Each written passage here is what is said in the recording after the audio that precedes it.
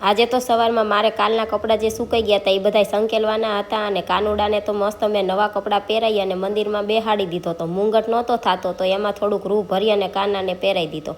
પણ મારો કાનુડો હતો એને તો નાવાનું બાકી હતું એટલે મેં હેતરાજને નવડાવી દીધો અને હું એનું માથું વળવા બેઠી તો એને તો મારા ઉપર બહુ હેતું ભરાઈ ગયું તો 2-3 ચૂંટલા ભરી લીધા. બપોર જમવાનો ટાઈમ થઈ ગયો તો એટલે મારે જમવાનું બનાવવાનું હતું તો મેં લોટ બાંધી દીધો અને આજે તો કંઈ શાક હતું નહીં એટલે ડુંગળી પડી હતી તો મેં ડુંગળીની કચુંબર બનાવી નાખી.